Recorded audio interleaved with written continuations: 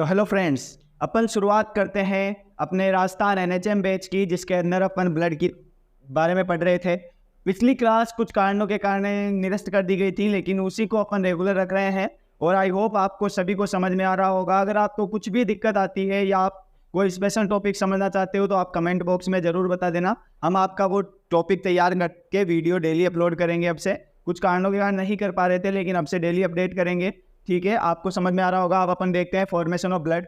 Formation of blood की बात करें तो फॉर्मेशन ऑफ ब्लड के अंदर अपन देखते हैं कि फॉर्मेशन का मतलब है बनना। अब बनना किसका? ब्लड का बनना। ब्लड के अंदर क्या होता है? ब्लड के अंदर आरबीसी होती है, डब्ल्यूबीसी होती है और प्लेटलेट्स होती है। तो इन्हीं तीनों सेल्स का बनना क्या कहलाएगा? फॉर्मेशन ऑफ ब्लड कहलाएगा। और इस फॉर्मेशन ऑफ ब्लड की जो प्रोसेस है उसे अपन क्या बोलते हैं? हीमोपोइसिस। क्या बोलते हैं? हीमोपोइसिस। आरबीसी ओरिजिन की प्रोसेस को अपन क्या बोलते हैं? इरिथ्रोपोइसिस। क्या बोलते हैं? इरिथ्रोपोइसिस। इरिथ्रोपोइसिस जो प्रोसेस है वो कहाँ से रेगुलेट होगी? किडनी से। किडनी से एक हार्मोन निकलता है इरिथ्रोपोइटिन, जो क्या करता है? इरिथ्रोपोइसिस जो प्रोसेस है उसको कंप्लीट या इंड्यूस कराता है। फिर देखते हैं अपन जो एम्ब्रियोनिक लाइफ है, मतलब जब जो एम्ब्रियो है वो कहाँ है? यूट्रस में है। तो जो फॉर्मेशन ऑफ ब्लड की जो प्रोसेस है वो कहाँ होगी? यॉर्क सैक और लीवर के अंदर होगी। मेनली जो है वो कहाँ होगी? लीवर के अंदर होगी। फिर अपन देखते हैं कि जो एडल्ट है उस एडल्ट के अंदर जो ये रिएक्शन है या जो ये प्रोसेस है वो कहाँ होगी? बोन मेरो के अंदर होगी। अब अपन देखते हैं कि बोन मेरो क्या होता है। तो बोन मेरो क्या है कि अपनी बॉडी के अंदर जितने भी क्या होती है? स्पंज बोन्स होती है, स्पंजी बोन होती है। अपन बात करते हैं स्पंजी बोन्स की या लॉन्ग बोन्स की। तो अपनी बॉडी के अंदर जैसे क्या है? लॉन्ग बोन्स है। उन लॉन्ग बोन्स के अंदर क्या होती है? इस तरीके से छोटी छोटी दरारें होती है। उन दरारों को के अंदर क्या दरारों क्या बोलते हैं अपन? ट्रेबेकुलाई बोलते हैं। क्या बोलते हैं? ट्रेबेकुलाई बोलते हैं। और इन ट्रेबेकुलाई के अंदर एक सेल होती है जिसे स्टेम सेल या प्लूरिपोटेंट सेल के नाम से जाना जाता है। क्या बोलते हैं? प्लूरिपोटेंट सेल के नाम से जाना जाता है। इन प्लूरिपोटेंट सेल क्या करती है? जो आरबीसी, डब्ल्यूबीसी और प्लेटलेट्स हैं उनको मैच्योर कराने का या उनको सिंथेसिस कराने का काम कौन करती है? ये प्लूरिपोटेंट स्टेम सेल या प्लूरिपोटेंट सेल या स्टेम सेल। और ये कहाँ पाई जाएगी? ये बोन मेरो के अंदर पाई जाएगी। बोन मेरो के कहाँ पे पाया जाता है? जो लॉन्ग्स बोन होती है उनमें ट्रेबेकुलाई पाई जाएगी। उसके अंदर क्या पाई जाएगी? स्टेम सेल पाई जाएगी। तो ये जो स्टेम सेल, ये जो ट्रेबेकुलाई वाला एरिया है, इसे क्या बोलते हैं अपन? Red bone marrow. क्या बोलते हैं? Red bone marrow. Red bone marrow. ठीक है।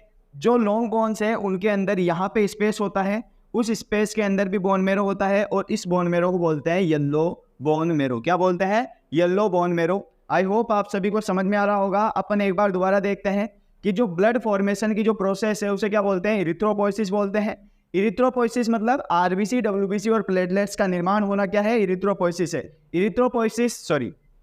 जो आरबीसी का निर्माण है उसे इरिथ्रोपोइसिस कहते हैं और जो ब्लड फॉर्मेशन की जो प्रोसेस है उसे हीमोपोइसिस कहते हैं। जो इरिथ्रोपोइसिस है वो किडनी द्वारा रेगुलेट होती है। किडनी में एक हार्मोन होता है इरिथ्रोपोइटिन, जो क्या काम करता है? इरिथ्रोपोइसिस की क्रिया को कंप्लीट कराता है। जो आरबीसी का जो लाइफ स्पान होता है वो होता है 120 दिन। 120 दिन के बाद में जो आरबीसी है वो स्प्लीन के अंदर जाकर नष्ट हो जाती है। कहाँ जाकर?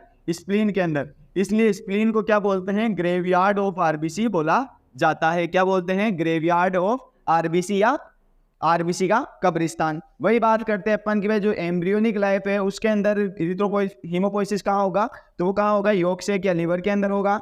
और अपन देखते हैं एडल्ट के अंदर बोन मेरो के अंदर होता है। जैसे कि स्पंजी बोन है, स्पंजी बोन में ट्रेबेकुला और ट्रेबेकुलाई के अंदर स्टेम सेल या प्लूरिपोटेंट सेल पाई जाती है, जिसको जो क्या काम कराती है? हीमोपोइसिस का कार्य करवाती है।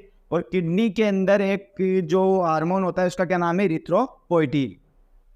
तो फॉर्मेशन ऑफ ब्लड के बाद में अपन देखते हैं ईएसआर। ईएसआर की फुल फॉर्म देखें तो ईएसआर की फुल फॉर्म होती है इरिथ्रोसाइट।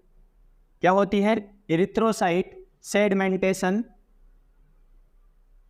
Erythrocyte sedimentation rate. अब इरिथ्रोसाइट सेडमेंटेशन रेट की बात करें तो इरिथ्रोसाइट सेडमेंटेशन रेट क्या होती है कि अपने पास कोई भी वर्टिकल ट्यूब है।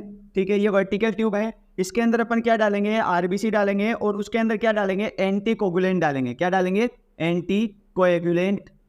अभी एंटीकोगुलेंट डालेंगे तो एंटीकोगुलेंट का एग्जांपल देखें तो सोडियम सिट्रेट डालेंगे। ठीक है, क्या डालेंगे? Sodium citrate. अब ये सोडियम सिट्रेट डालने के बाद में जो आरबीसी है वो क्या होगी? नीचे की तरफ सेटल डाउन हो जाएगी। और इसी सेटल डाउन होने की जो प्रोसेस है या इसमें कितना टाइम लगता है उसे क्या बोलते हैं अपन, ESR बोलते हैं। तो इरिथ्रोसाइट सेडिमेंटेशन रेट आपको समझ में आया होगा। इरिथ्रोसाइट सेडिमेंटेशन रेट क्या होती है कि जो वर्टिकल ट्यूब है उसके अंदर क्या डालते हैं, RBC डालते हैं। उस RBC के अंदर एंटीकोगुलेंट मिक्स करते हैं और एंटीकोगुलेंट मिक्स करने के बाद में कि जो RBC है वो क्या होगी, सेटल डाउन होगी। तो वो सेटल डाउन होने में कितना टाइम ले रही है उसे क्या बोलेंगे अपन, ESR बोलेंगे। अपन इसके नॉर्मल वैल्यूज की बात करते हैं।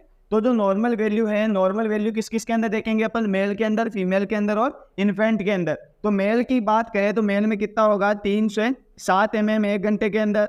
फीमेल के अंदर बात करें तो 5 से 9 mm पर ओवर और 0 से 2 mm हो इन ओवर क्या किस में होगा, इन्फेंट के अंदर होगा। आई होप आप सभी को समझ में आ रहा होगा। आपने पिछले वीडियो में हमें काफ़ी सपोर्ट किया और थैंक यू सपोर्ट के लिए। आगे भी आपका सपोर्ट इसी तरीके से मिलता रहे, हम और भी अच्छी मेहनत करेंगे।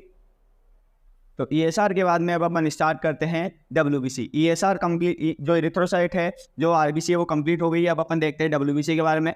तो WBC का जो दूसरा नाम है वो क्या होता है, ल्यूकोसाइट। क्या होता है, ल्यूकोसाइट। और ल्यूकोसाइट और इसका नाम फुल फॉर्म क्या होती है, व्हाइट ब्लड सेल। ठीक है, दूसरा नाम क्या है, ल्यूकोसाइट, और इसका नाम क्या होता है, व्हाइट ब्लड सेल। इसके अंदर क्या होता है, न्यूक्लियस प्रेजेंट होगा, RBC में एब्सेंट था। इसमें जो डेड WBC है उसको क्या बोलेंगे, पस बोलेंगे। जो WBC है उसका जो लाइफ स्पान है वो कांस्टेंट नहीं होता।